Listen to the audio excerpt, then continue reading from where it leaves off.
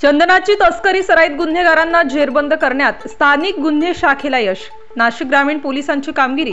दिनांक 2 ऑगस्ट 2024 रोजी मध्यरात्रीचे सुमारास ओझर पोलीस ठाणे हद्दीत एअरफोर्स परिसरातील केंद्रीय विद्यालयाचे आवारातून अज्ञात आरोपींनी संगनमत करून लबाडीचे इराद्याने चंदनाची झाडं कापून 15,000 रुपये किंमतचे चंदन चोरून नेल्याबाबत ओझर पोलीस स्टेशन गुन्हा रजिस्टर नंबर 159/2024 भारतीय न्याय संहिता कलम 303(2), 329(3), 3-5 प्रमाणे गुन्हा दाखल करण्यात आला होता।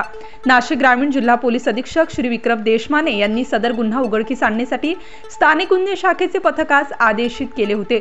त्यानुसार स्थानिक गुन्हे शाखेचे पोलीस निरीक्षक श्री राजू सुर्वे यांनी चंदन चोरीचे गुन्ह्यातील अभिलेखावरील आरोपीचे सध्याचे ठाव ठिकाणाबाबत गुप्त बातमीदारामार्फत माहिती घेऊन पथकातील अधिकारी व अंमलदार यांना तपासकामी छत्रपती संभाजीनगर जिल्ह्यातील कन्नड तालुका परिसरात रवाना केले।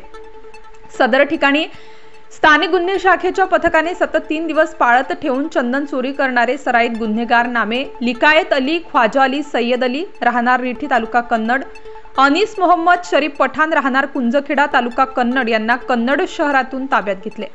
सदर आरोपींना विश्वासात घेऊन चौकशी केली असता त्यांनी त्यांचे साथीदारांसह वरील गुन्हा केल्याचे कबूल केले आहे।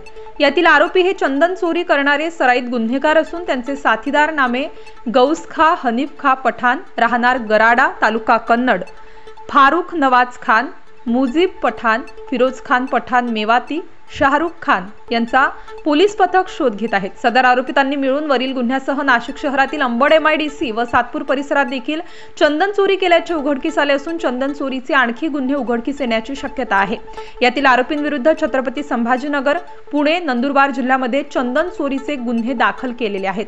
नाशिक ग्रामीण जिल्हा पोलीस अधीक्षक श्री विक्रम देशमाने व अपर पोलीस अधीक्षक श्री आदित्य मिस्केलकर यांचे मार्गदर्शनाखाली व सूचनांप्रमाणे स्थानिक गुन्हे शाखेचे पोलीस निरीक्षक श्री राजू सुर्वे, सहाय्यक पोलीस निरीक्षक गणेश शिंदे, पोलीस हवालदार नवनाथ सानप, चेतन संवस्तरकर, पोलीस नाईक विश्वनाथ काकड, शरद मोगल, सुभाष चोपडा, नरेंद्र कोळी, योगेश कोळी, हेमंत गिलबिले, प्रदीप बहिरम यांचे पथकाने वरील चंदन चोरीचे गुन्हे उघडकीस आणून कारवाई केली आहे। स्टार न्यूज साठी मोहसिन पठाण, नाशिक।